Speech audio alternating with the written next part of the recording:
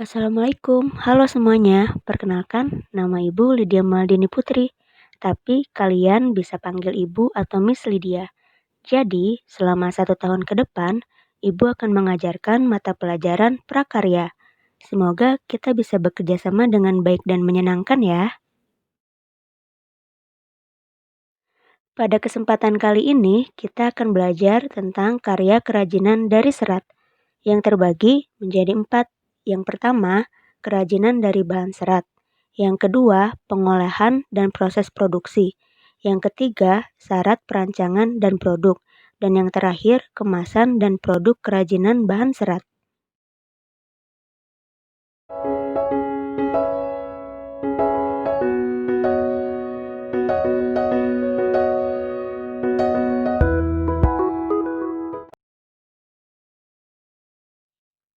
Mengenal bahan serat alam. Serat atau dalam bahasa Inggris disebut fiber adalah suatu jenis bahan berupa potongan-potongan komponen yang membentuk jaringan memanjang yang utuh.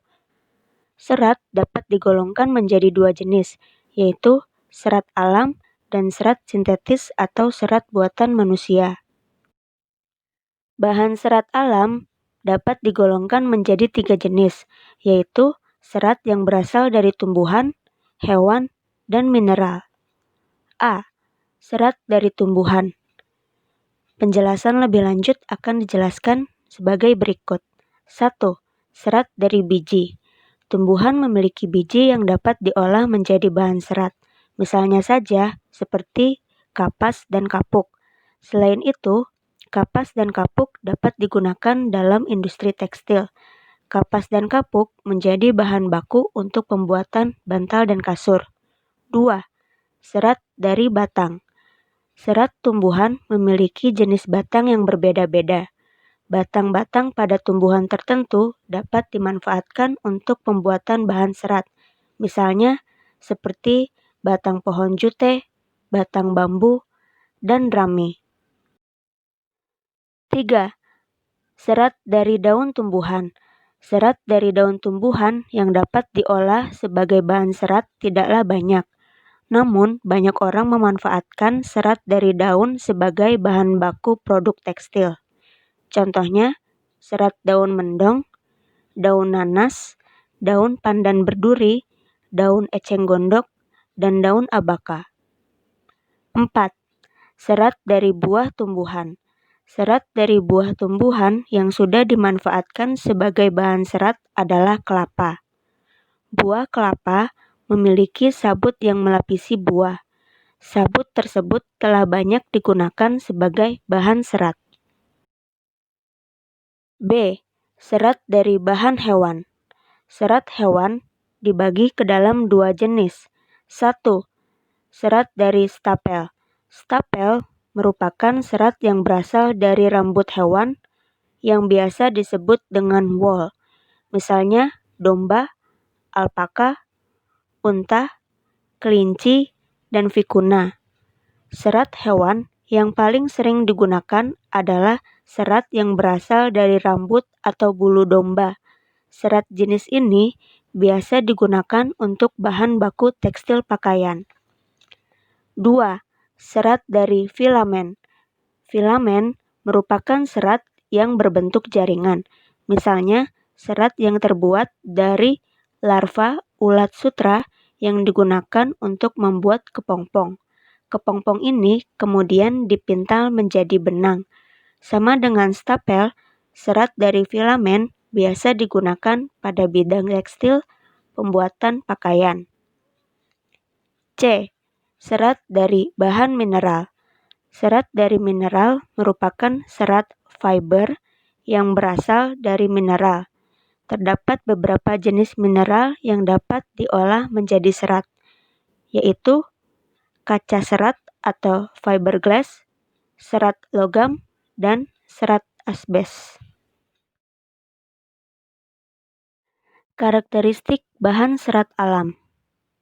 Serat kapas. Serat kapas memiliki beberapa karakteristik seperti bahan terasa dingin dan sedikit kaku, mudah kusut, mudah menyerap keringat, rentan terhadap jamur, dan mudah terbakar. Serat sutra. Serat sutra memiliki struktur seperti prisma segitiga yang dapat membiasakan cahaya masuk dari arah sudut yang berbeda.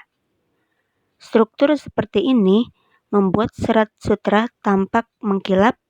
Selain itu, serat sutra juga memiliki tekstur lembut, tidak mudah kusut, sangat halus, berkekuatan tinggi, namun tidak tahan terhadap panas. Serat wol.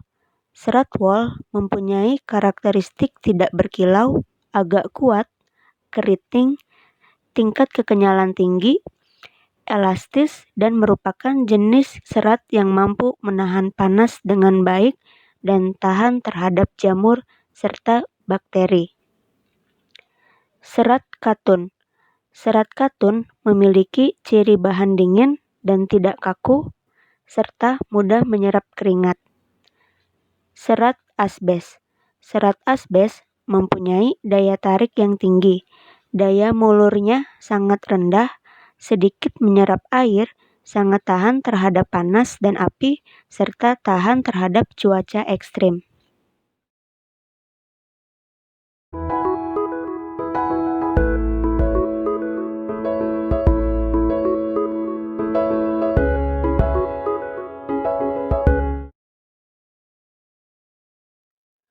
Pengolahan bahan serat. Berikut adalah gambar dimulai dari pemintalan benang, penggulungan benang, pencelupan warna, dan yang terakhir adalah penununan benang menjadi kain. Proses produksi kerajinan bahan serat. Menenun. Teknik menenun dapat digunakan untuk pembuatan produk kerajinan tapestri. Menenun menggunakan alat spandram atau bingkai yang direntangkan benang-benang lungsin sebagai jalur jalannya benang, tenunan, atau pakan. Menjahit. Menjahit adalah pekerjaan menyambung kain dan bahan-bahan lain yang bisa dilewati jarum jahit dan benang. Mengikat. Mengikat adalah teknik menyatukan dua benang atau lebih membentuk ikatan yang diinginkan.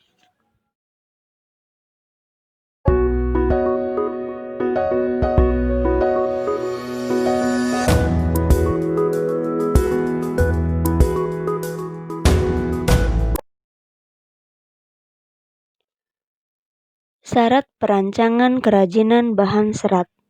A. Kegunaan atau utility. Benda kerajinan harus mengutamakan nilai praktis, yaitu dapat digunakan sesuai dengan fungsi dan kebutuhan. Contohnya, mangkuk untuk wadah sayur. B. Kenyamanan atau comfortable. Benda kerajinan harus menyenangkan dan memberi kenyamanan bagi pemakainya. Contohnya, cangkir didesain ada pegangannya. C. Keluasan atau flexibility. Benda kerajinan harus memiliki keserasian antara bentuk dan wujud benda dengan nilai gunanya. Contoh, sepatu sesuai dengan anatomi dan ukuran kaki. D. Keamanan atau safety. Benda kerajinan tidak boleh membahayakan pemakainya. Contohnya, piring dari serat kelapa harus mempertimbangkan komposisi zat pelapis atau pewarna yang dipakai agar tidak berbahaya jika digunakan sebagai wadah makanan. Dan yang terakhir, E. Keindahan atau estetik. Benda yang indah mempunyai daya tarik lebih dibanding benda yang biasa-biasa saja.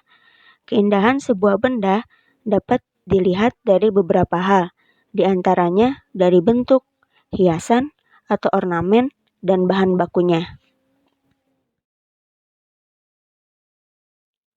Kemasan produk kerajinan bahan serat.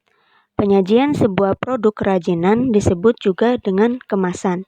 Dilihat dari fungsinya, kemasan memiliki 4 fungsi utama, yaitu 1. Menjual produk, 2. Melindungi produk, 3. Memudahkan penggunaan produk, dan keempat, memperindah penampilan produk. Berikut adalah jenis-jenis kemasan. Ada kemasan kertas, kemasan dari kayu, dan kemasan dari plastik. Cukup sekian untuk pelajaran kali ini. Sampai jumpa di lain waktu. Assalamualaikum warahmatullahi wabarakatuh.